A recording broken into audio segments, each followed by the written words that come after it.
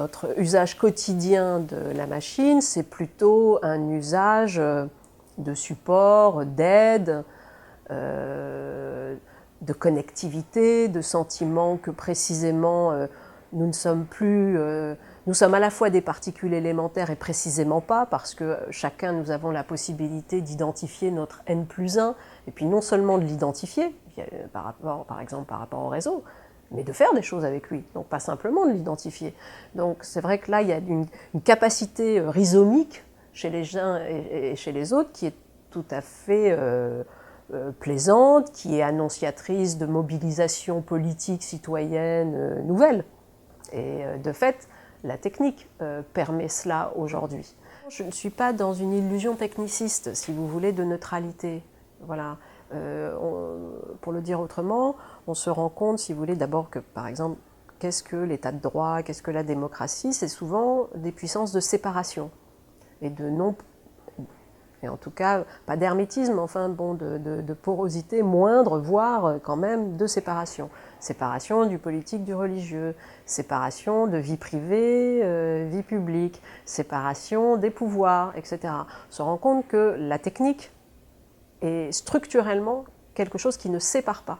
En tout cas, cette technique d'hyperconvergence est précisément que le drone que vous allez faire circuler pour récolter des données scientifiques, par exemple, est aussi un drone qui peut récolter autre chose que des données scientifiques, mais des données sur les droits, entre guillemets, sur la libre circulation. Pour utiliser ces réseaux sociaux qui sont tout à fait extraordinaires au niveau de la connectivité, le prix à payer pour les utiliser à l'heure d'aujourd'hui, je ne dis pas que ce sera toujours le cas, mais à l'heure d'aujourd'hui, c'est très souvent un désaveu de ses propres droits. C'est-à-dire que vous signez un contrat que vous ne signez pas d'ailleurs et que vous ne lisez pas.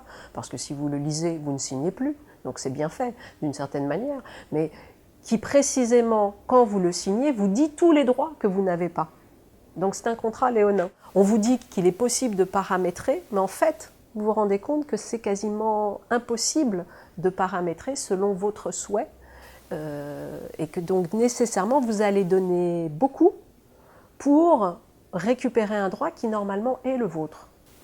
La libre circulation par exemple, la libre circulation sur le net ou dans la vie réelle, c'est deux choses. La libre circulation, c'est aller là où je veux, bien évidemment dans les contraintes de la loi ou le fait que vous ne pouvez pas aller dans tous les sites, mais c'est pas que ça, c'est aller là où je veux sans que l'autre le sache.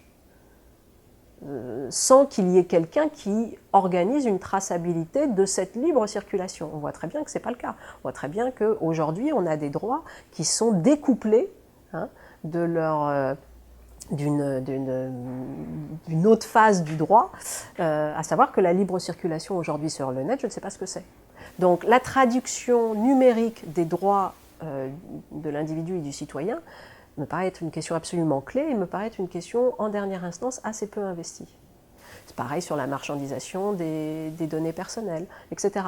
Donc c'est ça, c'est-à-dire qu'à un moment donné, derrière la machine, il faut comprendre quel type de régulation, et s'il y a une absence de régulation, en fait, il y a nécessairement des prises de pouvoir qui se mettent en place et des situations qui rendent vulnérables l'individu alors qu'il ne le sait pas. Et il consent en fait, il contracte contre lui-même. Alors que bien évidemment, ce n'est pas la promesse de la technique de contracter contre soi-même.